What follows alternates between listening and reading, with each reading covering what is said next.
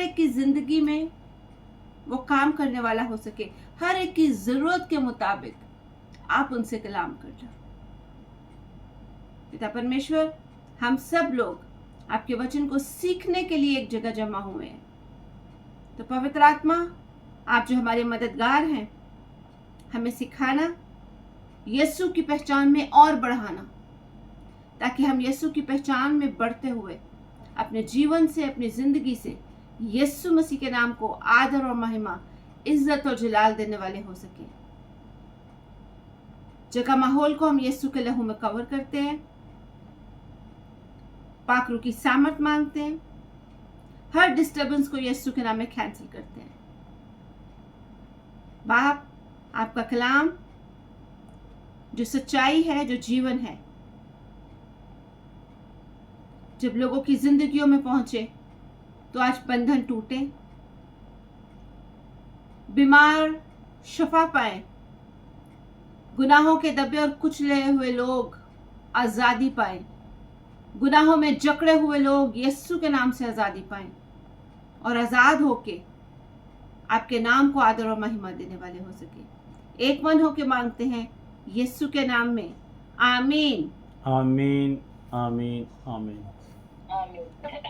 Hallelujah.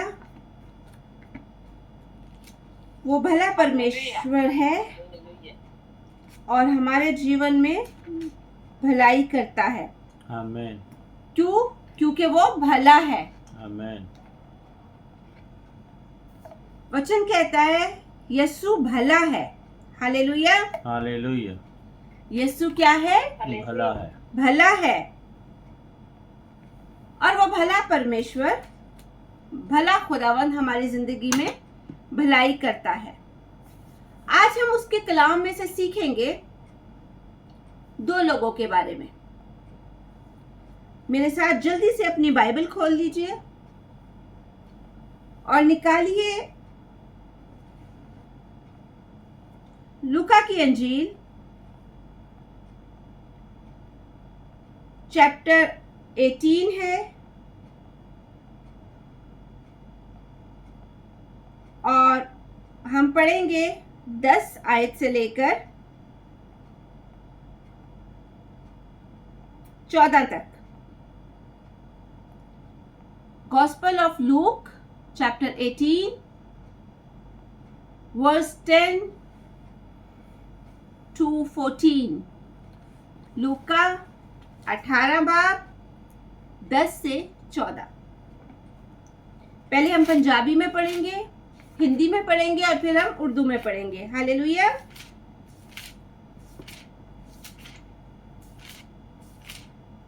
Hallelujah.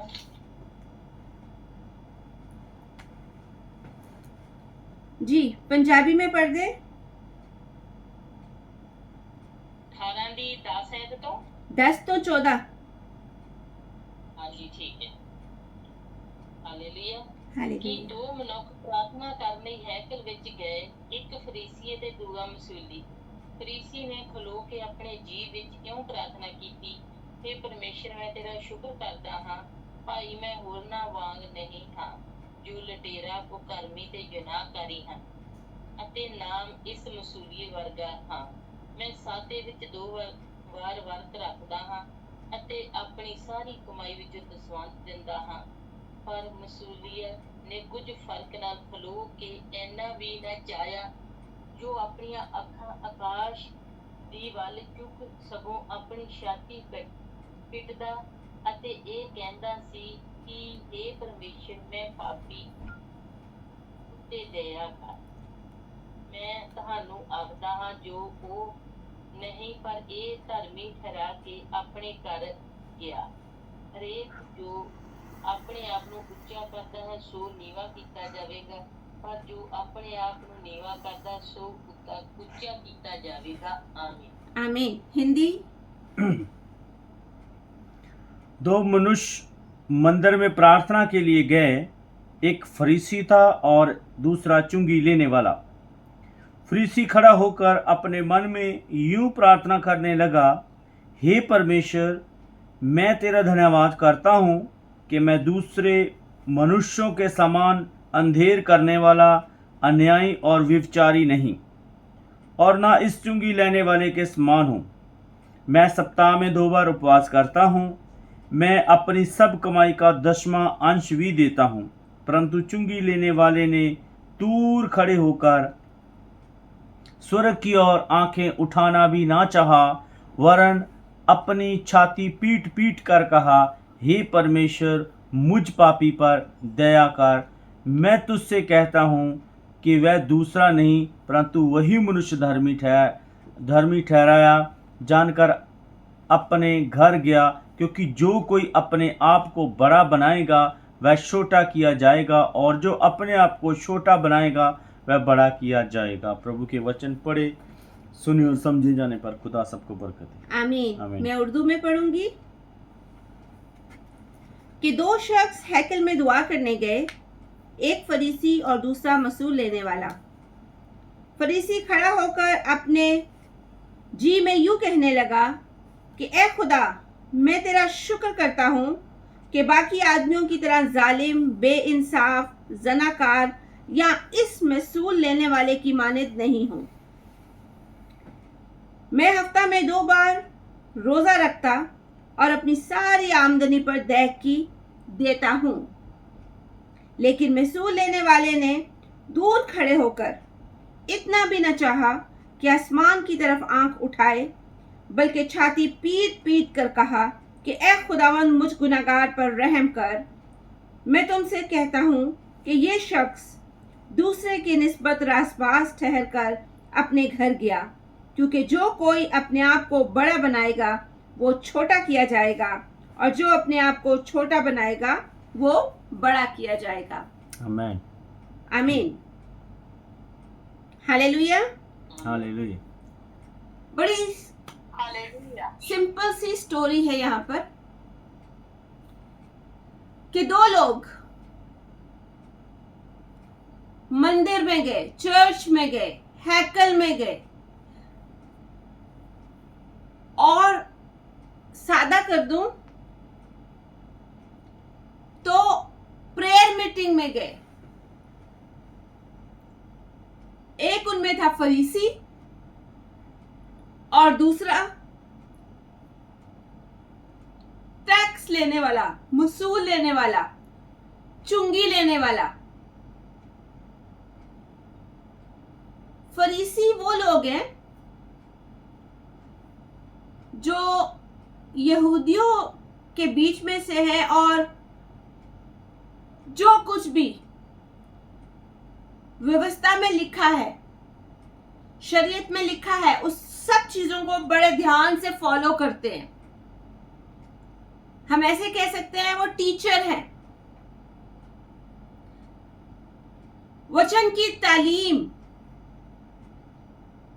जानकारी लोगों तक पहुंचाते हैं। ये एक ऐसा ग्रुप है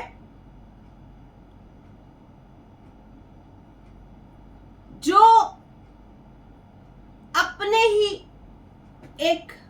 अपने चारों तरफ एक हॉल चढ़ा लेते हैं,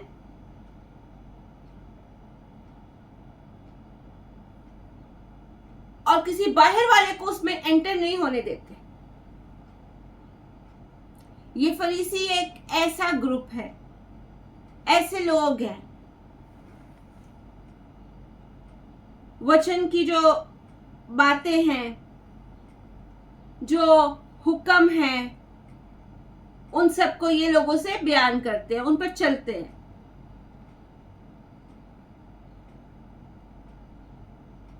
एक्चुअली आज के दौर में हम देखें तो फरीसी एक स्पिरिट के जैसे काम कर रहा है आज भी। हम अपने इर्द गिर्द देखें, प्रेयर ग्रुप्स में देखें, तो वहां पर आपको कई ऐसे लोग मिलेंगे जो ठीक इसी इंसान की तरह अपने आप को दुनिया के सामने पेश करते हैं। मैं तो पाक हूं, मैंने तो बपतिस्मा भी लिया है, हम तो चर्च भी जाते हैं, इबादत में भी आते हैं, स्टेज पे चढ़ के गाते हैं हम, हम तो पास्टर जी के बिल्कुल साथ खड़े होते हैं, हम तो टॉप 10 में आते हैं। आज भी ऐसे लोग हर जगह पर हैं। और वचन कहता है कि जब फरीसी है,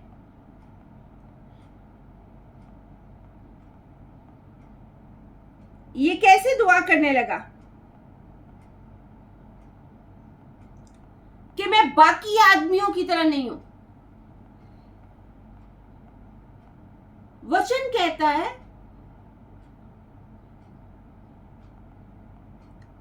कि हम दूसरे पर इल्जाम नहीं लगा सकते। वचन कहता है तू कौन होता है जो अपने भाई पर इल्जाम लगाता है, जबकि वही काम तो खुद करता है। हम किसी और पर इल्जाम नहीं लगा सकते। और ये यहां पर कह रहा है मैं दूसरे आदमियों की तरह जालिम नहीं हूं, यानी मैं तो बहुत अच्छा हूं, मेरी तो आवाज अच्छी है, मैं तो स्टेज पर होता हूं, मेरी तो फैमिली बहुत अच्छी है, मेरी तो नौकरी बहुत अच्छी है, मैं दूसरे लोगों के जैसे नहीं हूं, मैं जुल्म नहीं करता हूं, मैं ज़नाकार नहीं हूं। ज़नाकार को हिंदी में क्या कहते हैं? व्यभिचारी। व्यभिचारी नहीं हूं मैं। और ये सब बोलते बोलते वो आगे क्या बोलता है? और मैं इस चुंगी लेने वाले के जैसे भी नहीं हूं, ये जो टैक्स जमा करता है मैं इसके जैसे भी नहीं हूं। और फिर वो अपने बारे में, हम जब प्रार्थना करते हैं तो हम एक चीज पर विश्वास करते हैं कि परमेश्वर हमारे बारे में सब जानता है। आप उससे कुछ कहें या अपने मन में रखें, परमेश्वर को सब पता है। लेकिन ये परमेश्वर को डिटेल बता रहा है कि मैं हफ्ता में 2 बार रोजे रखता हूं, मैं 10वां हिस्सा भी देता हूं,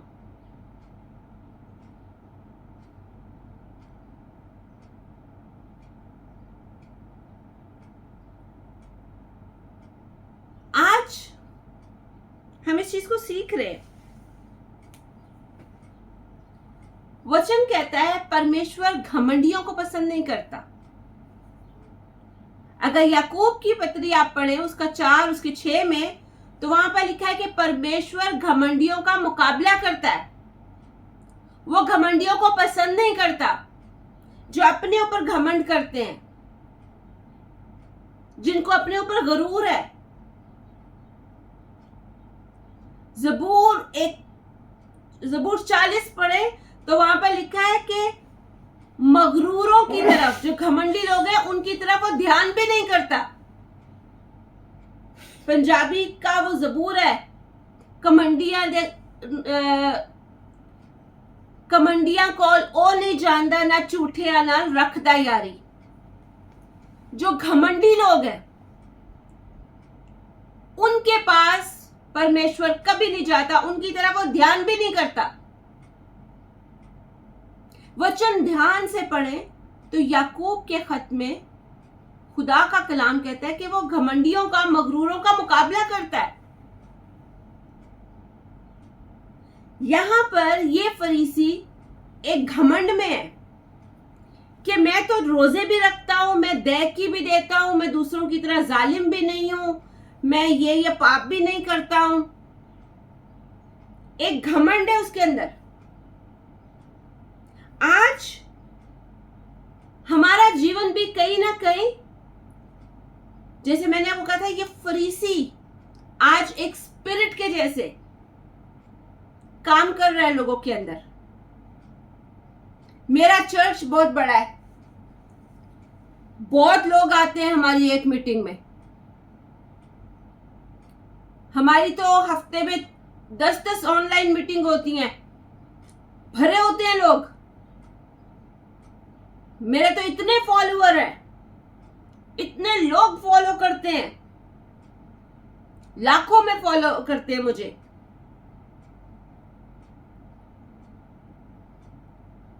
ये जो स्पिरिट है, ये आज छोटे से लेके बड़े तक हर इंसान में काम कर रहा है।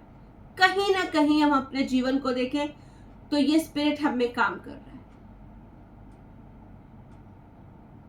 मैं बोलता बहुत अच्छा हूं, मेरा परिवार बहुत बेस्ट है, मेरी नौकरी बहुत अच्छी है, मेरी इज्जत ही बड़ी है लोगों में। ये सब चीजें क्या करती हैं, इंसान को उसके जैसे गुब्बारा होता है ना, उसके अंदर हवा भर दे तो क्या होता है गुब्बारे का हाल, हवाओं में उड़ रहा होता है। लेकिन उड़ते उड़ते उड़ते अगर वो किसी पेड़ से टकरा जाए तो पेड़ की बाज औकात जो शाखें होती है वो बड़ी नुकीली होती है, वो कोई उसको चुभ जाए तो उसकी सारी हवा आहिस्ता आहिस्ता निकल जाती है। और हवा निकलने के बाद क्या होता है गुब्बारे का हाल, वो जब नीचे गिरता है तो पता भी नहीं चलता है कि वही गुब्बारा था जो इतना बड़ा फूला हुआ ऊंचाई पर उड़ रहा था। घमंड ऐसे ही है, जब इंसान के अंदर घमंड आता है तो वो घमंड इंसान को बहुत ऊंचाई पर ले जाता है। वो सोचता है मैं ही हूं सब कुछ, मेरे से अच्छा तो कोई बोल ही नहीं सकता, मेरे से तो कोई स्मार्ट है ही नहीं, गुड लुकिंग कोई और है ही नहीं, बस एक मैं ही हूं। और ये घमंड उसके अंदर बढ़ता जाता है।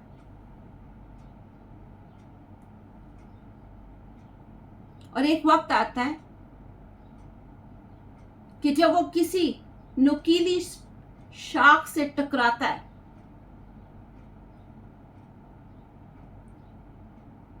तो जिस तरह गुब्बारे में से हवा धीरे धीरे धीरे धीरे निकलती है, ठीक उसी तरह घमंडी इंसान भी एक दिन नीचे आ जाता है। इसीलिए परमेश्वर घमंडियों को पसंद नहीं करता। हम दूसरे आदमी को देखें तो वचन कहता है, कलाम में लिखा है कि वो दूर खड़े होके, ये नहीं कि वो मंदिर के अंदर गया, बल्कि बहुत दूर खड़े होकर, और लिखा है उसने आंखें भी स्वर्ग की तरफ नहीं की, आसमान की तरफ नहीं उठाई, बल्कि वो छाती पीट के रोने लगा। और क्या कह रहा है, मैं पापी हूं, मैं गुनहगार हूं। मसूल लेने वाले को, जो चुंगी लेने वाले उनको कोई भी पसंद नहीं करता। उनको नापसंद करने की वजह एक ये भी थी, जितना टैक्स गवर्नमेंट ने रखा था कभी कभी वो उससे एक्स्ट्रा ही लेते थे और वो एक्स्ट्रा उनकी पॉकेट में जाता था। हर महीने आपके घर के बाहर पहुंचेंगे, चुंगी दो, कोई भी पसंद नहीं करता। चुंगी लेने वाले की कोई भी इज्जत नहीं थी। आज भी हम टैक्स देते हैं, लेकिन आजकल का जो टैक्स है ना, थोड़ा मॉडर्न दौर चल रहा है, तो हमारे बिजली के बिल में डाल के आ जाएगा, गैस के बिल में टैक्स डाल देंगे। आप टीवी खरीदने जाओ, कोई चीज खरीदने जाओ, उसकी कीमत के ऊपर 10%, 5% टैक्स होगा। आज कोई आदमी आके हमसे टैक्स वसूल नहीं करता। आज जदीद दौर है तो उसके तरीके भी डिफरेंट है, इसलिए शायद हमें फील नहीं होता। लेकिन उस जमाने में लोग थे, वो आपके घरों में आते थे, तुमने टैक्स नहीं दिया, टैक्स दो। तो आप खुद सोचें कि हर महीने आपके घर में एक आदमी आता है और आपसे टैक्स के पैसे लेता है, तो आप कभी भी उसको पसंद नहीं करेंगे। उस जमाने में ऐसे लोगों को कोई पानी भी नहीं पूछता था जब वो टैक्स मांगने आते थे, हकारत और नफरत से देखते थे। ये शख्स जब हैकल में जाता है तो वचन कहता है वो दूर खड़ा होके अपनी आंखें भी आसमान की तरफ नहीं उठाता। हम कहते हैं ना, परमेश्वर स्वर्ग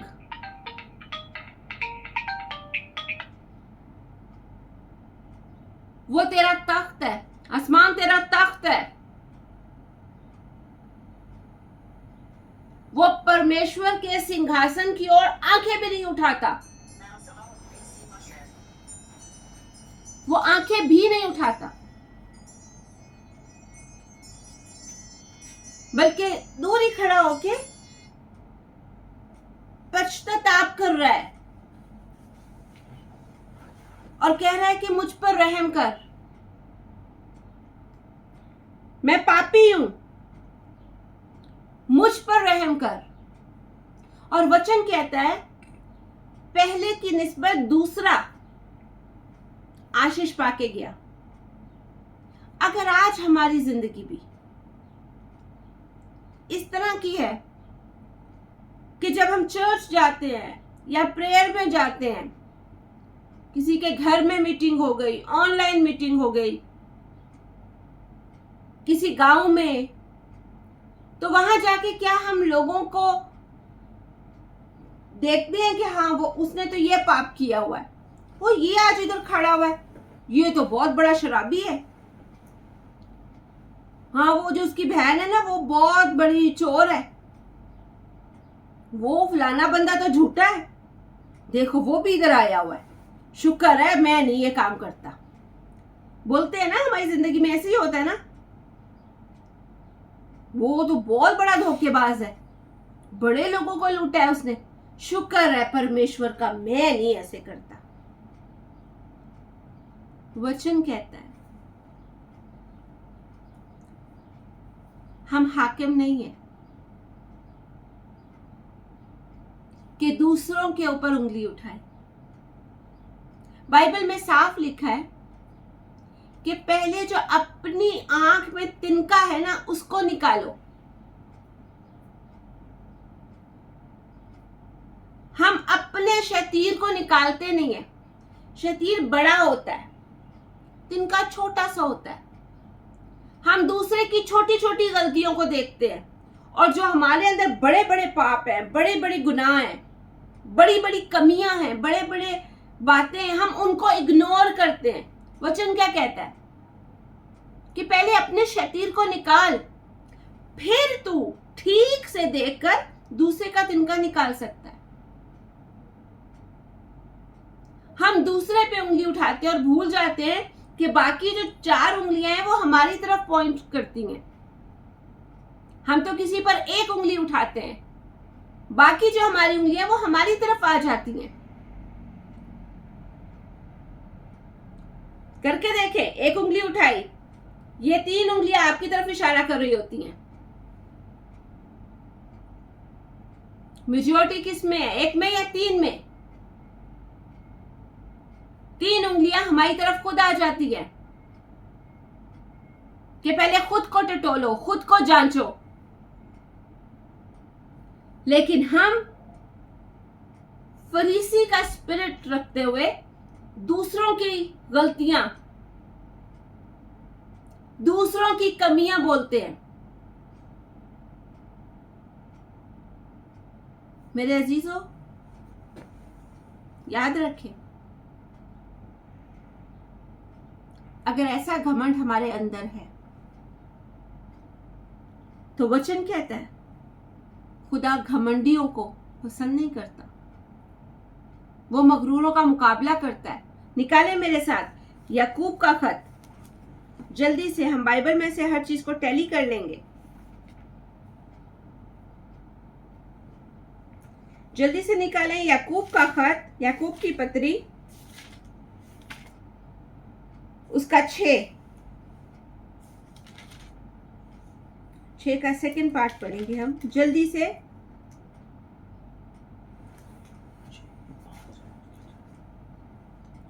चार का 6 4 का 6 4 का 6।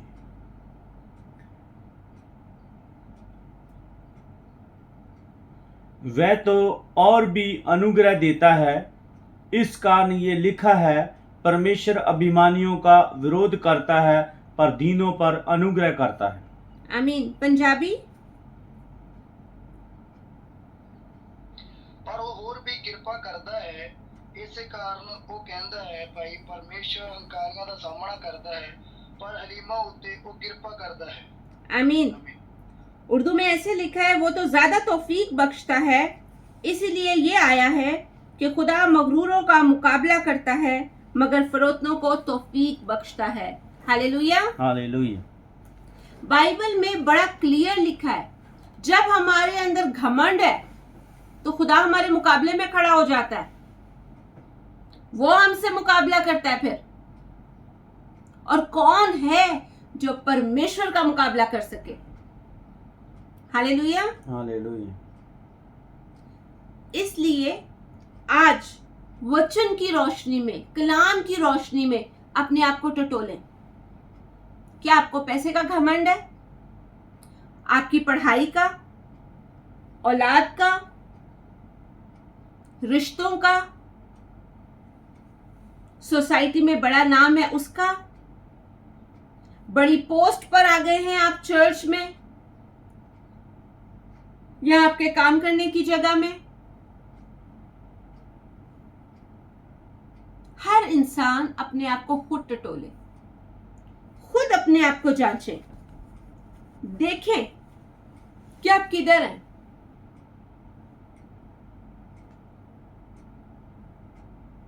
अच्छी जॉब, पैसा, औलाद, ये सब कुछ परमेश्वर की दी हुई आशीष है। इसको आशीष समझकर हम परमेश्वर के सामने, खुदावन के सामने फरोतन होकर आए, नम्र होकर आए।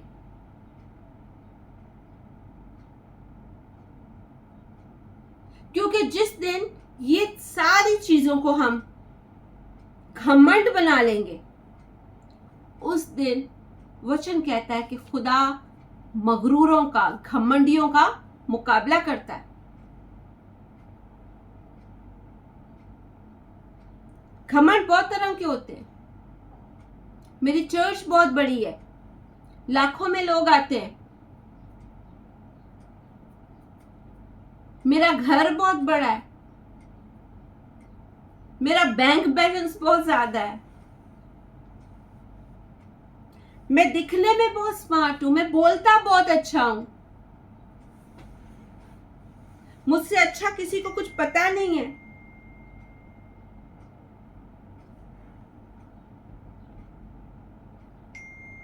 छोटी छोटी ये चीजें घमंड बनती जाती हैं। जहां पर कभी आपको ऐसा लगे, उधर ही दुआ में झुक जाए, खुदा के कदमों में आ जाएं और इस ख्याल को छटक दें अपने अंदर से, क्योंकि शैतान हमारे जीवन को परमेश्वर से दूर करना चाहता है। हम सिर्फ सोचते हैं दुखों से, बीमारियों से, परेशानियों से हम परमेश्वर से दूर होते हैं। ये शैतान लेके आया है, ये हो गया मेरे साथ, लोग छोड़ देते हैं, लेकिन वो हमारे अंदर घमंड भी भर देता है। याद करें, शैतान में भी घमंड आ गया था। शैतान पहले एक फरिश्ता था जो परमेश्वर की आराधना किया करता था, वर्शिप करने वाला। फिर उसमें घमंड आया और उसके घमंड ने उसको कहां से कहां फेंक दिया।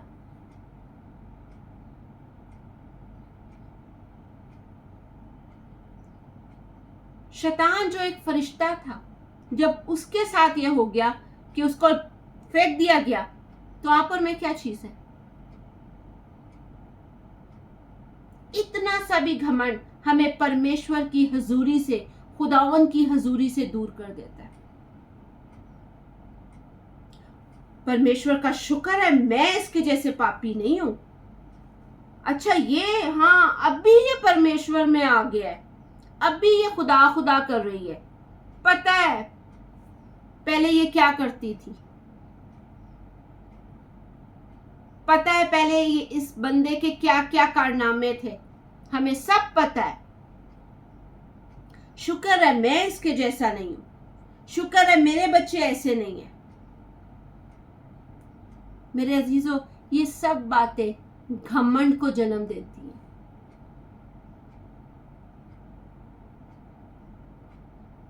और जब घमंड किसी भी जरिए से, किसी भी तरीके से हमारी जिंदगी में काम करता है, तो वो हमें परमेश्वर के अनुग्रह से, खुदा के फजल और उसके रहम से दूर कर देता है।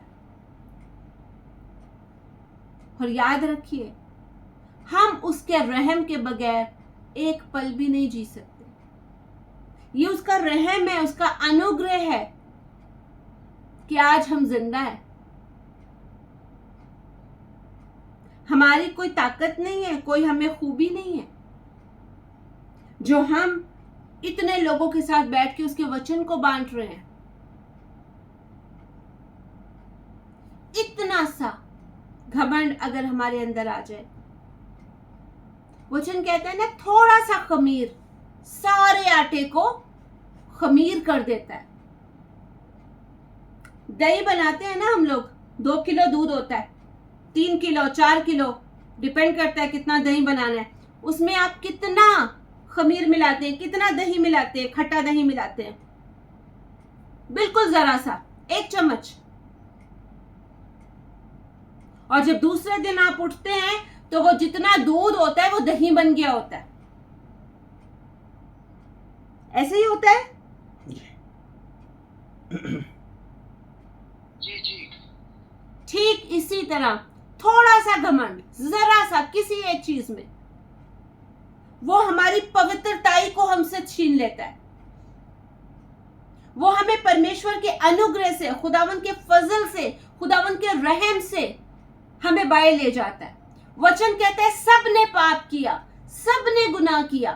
एक भी ऐसा नहीं है जो कहे कि मैंने गुनाह नहीं किया। सब ने किया और परमेश्वर के फजल से, अनुग्रह से दूर हो गए। आज जब वो परमेश्वर आपको, मुझे इस्तेमाल कर रहा है, तो हमें खड़े होके ये नहीं कहना, हाथ बांध के खड़े हो जाए, वो आदमी वो तो बहुत पक्का शराबी था, पता है उसका, आज वो पास्टर के आगे पीछे घूम रहा है, आज वो स्टेज पे ऊपर चढ़ा हुआ है, आज वो गाड़ियों में है, आज पैसे में है। हमें पता है वो था क्या, पहले वो क्या करता था। आज भी हमारे अंदर वो फरीसी स्पिरिट जो है वो काम कर रहा है।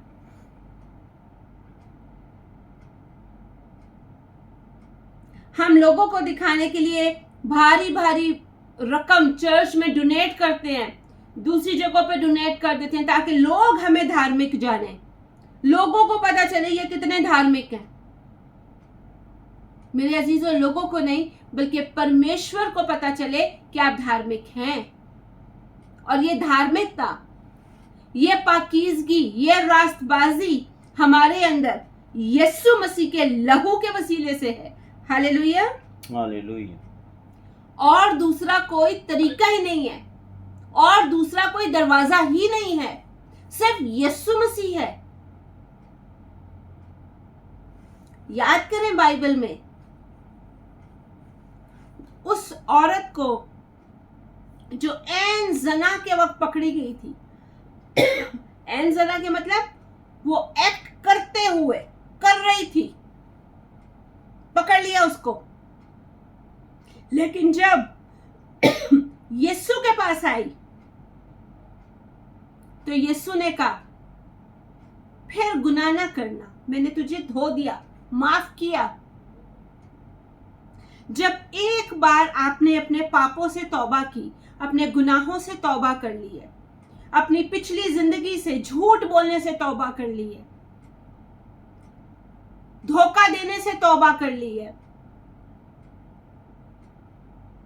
तो दोबारा से उस जिंदगी में वापस नहीं जाएं।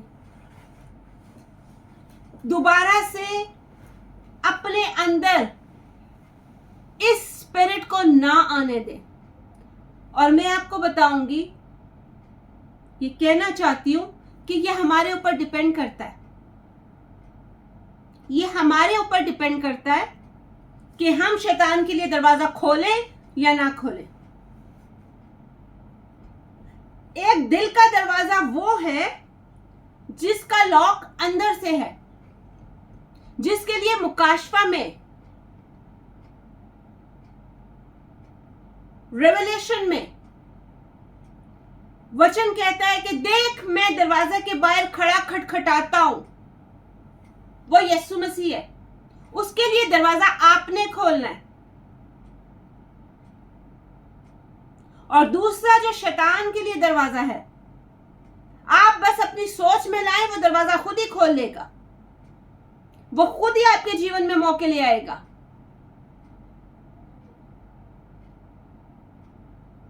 जरा सा खमीर, जरा सा झूठ, जरा सा धोखा आपके पूरे जीवन को गंदा कर देगा।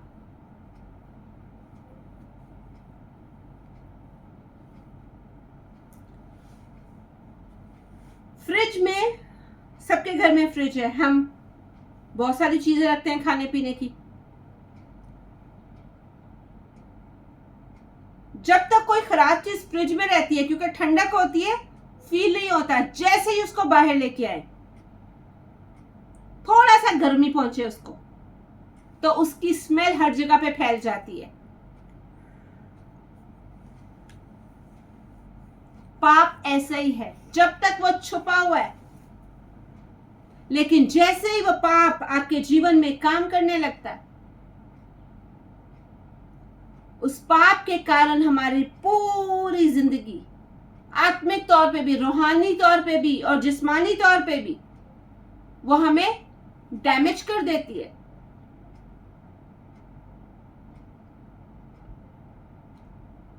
आज हम जाने कि हम कहां पर खड़े हैं। क्या हम उस चुंगी वाले के जैसे हैं जो ये जानते हैं कि हम पापी हैं, हम गुनाहगार हैं, और सिर्फ यीशु का रहम है, उसका अनुग्रह है जो हमें पापों से बचाता है, जो पापों से बचा सकता है, जो गुनाहों से बचा सकता है, जो दुखों से छुड़ा सकता है, जो शैतान से बचा सकता है हमें? या हम उस फरीसी की तरह हैं और हम कह रहे हैं हम हफ्ते में 2 बार चर्च में जाके सेवा भी करते हैं, मीटिंग भी अटेंड करते हैं, गाते भी हैं, लोगों को भी बताते हैं। हम इन लोगों की तरह थोड़ी हैं। देखिए आप कहां खड़े हैं।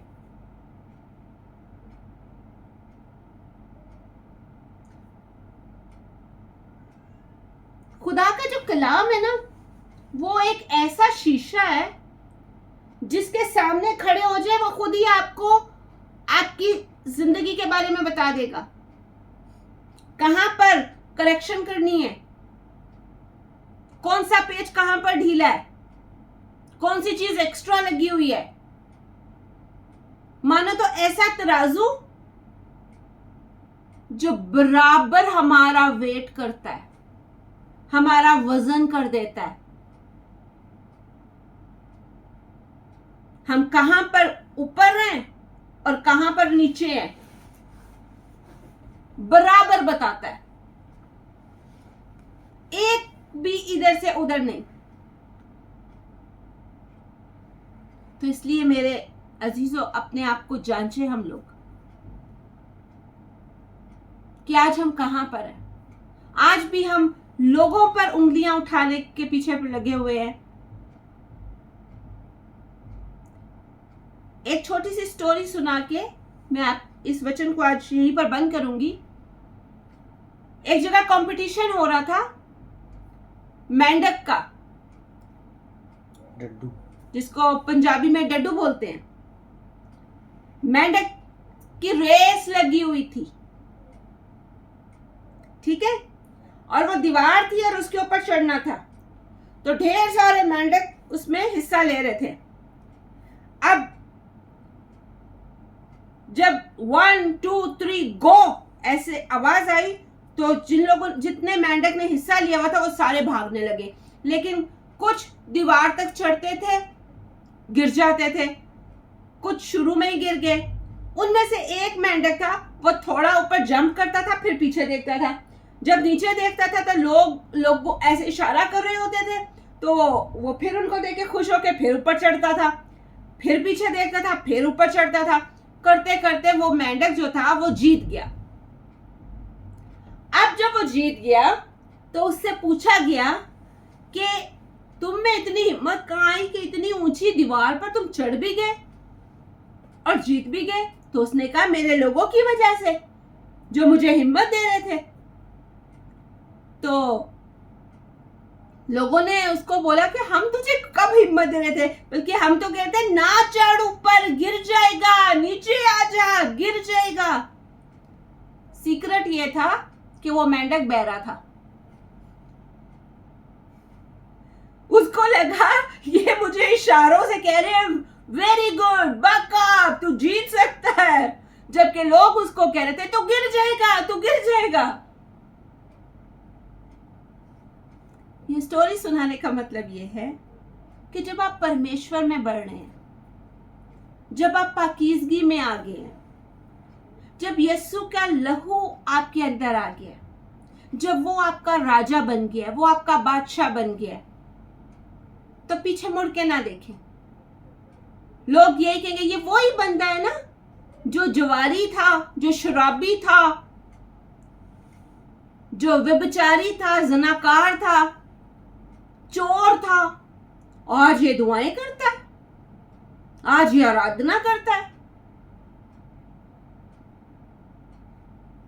सिर्फ उस जिंदा खुदा को देखें, अपने आप को देखें कि मैं पापी था, मैं इस लायक नहीं था जहां पर आज उसने खड़ा किया है। जब हम अपने असली जगह को जानते हैं ना कि हमें कहां से उठाया गया है, तब ये घमंड का जो स्पिरिट है ये हमारे अंदर सर नहीं उठाएगा। और मैं आपको बता दूं, जब तक हम इस दुनिया में हैं ये स्पिरिट सर उठाता ही रहता है, कभी ना कभी, कहीं ना कहीं, हर एक के जीवन में। लेकिन वचन के शीशे में, कलाम के शीशे में, बाइबल में अपने आप को हमेशा देखते रहिए, यीशु की नजर से देखते रहिए। जहां पर आप में कमी होगी, गलती होगी, कोई ऐसी अनवांटेड चीज आपके जीवन में आ रही होगी, वचन आपको बता देगा। और जब एक बार आपको वचन के द्वारा, किसी परमेश्वर के दास के द्वारा, किसी खुदा के खादिम के जरिए से आपको पता चल ही जाए, तो देर ना करें उसको अपनी जिंदगी से निकालने के लिए, झट से निकाल दें, क्योंकि शैतान घात लगाए बैठा है। वो जानों का दुश्मन है, वो घात लगाए बैठा है कि कब, कहां, किसको कैसे मार डालूं।